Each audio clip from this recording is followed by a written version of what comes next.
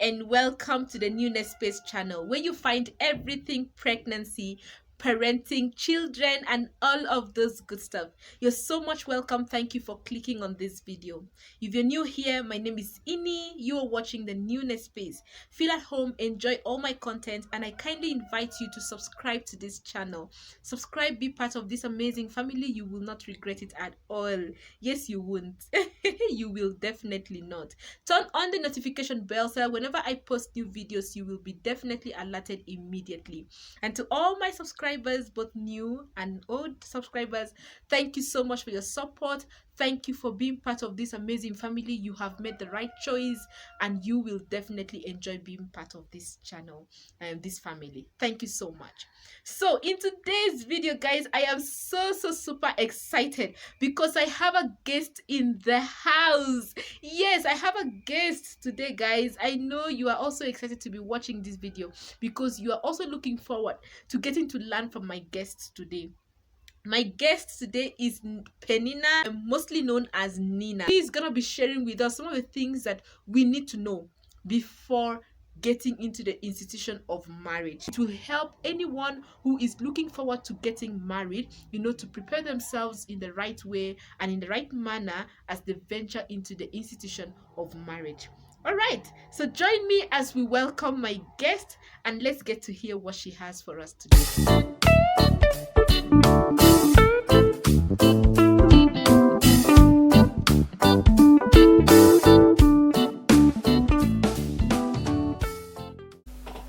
Hi everybody, my name is Penninah Ange. I'm so excited to be here today. Thank you so much, Ini, for inviting me. So Ini is a very good friend of mine, and she invited me to share one or two lessons that I've learned in my short time of marriage, which is like 1.5 years.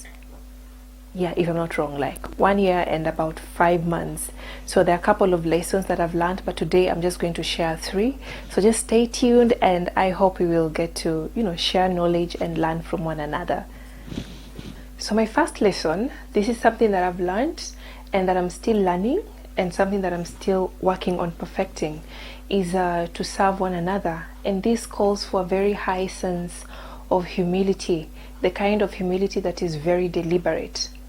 So I realized early in our marriage that we were very self-centered. Each person wanted to have their needs met immediately. Like, there are things I wanted to be done there and then, things that I wanted to be done my own way, and there are also things that he wanted, of the same, yeah? He wanted things to be done his own way. But then it was working against us. We were having a lot of, issues and a lot of conversations, like how do we go forward from here?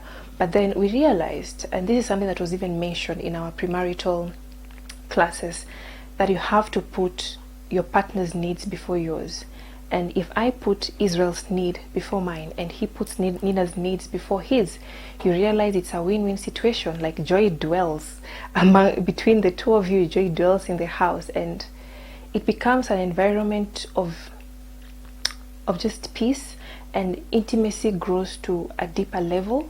Your friendship grows deeper because you'll always know this person has my back. I know he'll always want the best for me, and that's the same thing that will come from him as well.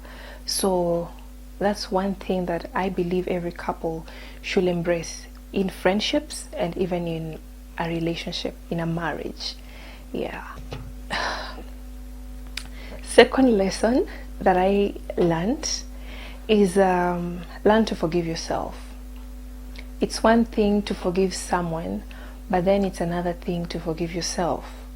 And when I got into marriage, I had expectations on my husband, and I had expectations from me. There are things I thought that were just inborn in me and I expected to deliver, but then when I got on the ground, things were just different. Like, my weaknesses just magnified, and I was very disappointed in some of the things that I was doing and how I was handling some situations.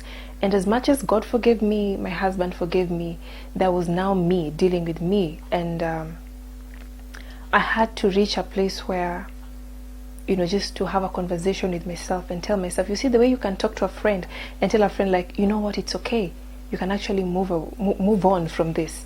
I had to sit myself down and actually talk myself into moving on from things that were long forgiven and forgotten.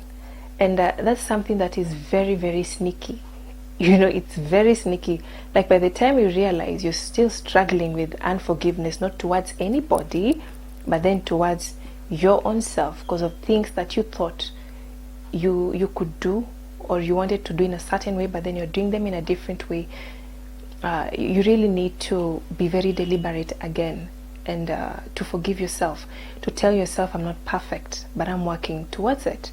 And also, you realize that when you forgive yourself, there's room for growth. There's room, like, to move on with life and even to grow faster. And just take it easy. Take it easy. We all make mistakes every day, and this is not the only mistake you're making. There's many other mistakes you'll probably make, probably bigger. I'm not looking forward to bigger mistakes, but then you have to develop an art of forgiving each other and also forgiving yourself. You have to get to that place so that you create room for growth and for becoming better.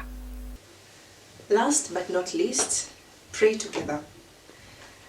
This is a very, very significant part of your marriage. And with time you realize familiarity steps in, and then a lot of time is spent out of the house. You're busy. He is busy with his own life as individuals, and then when you come home, maybe you're tired.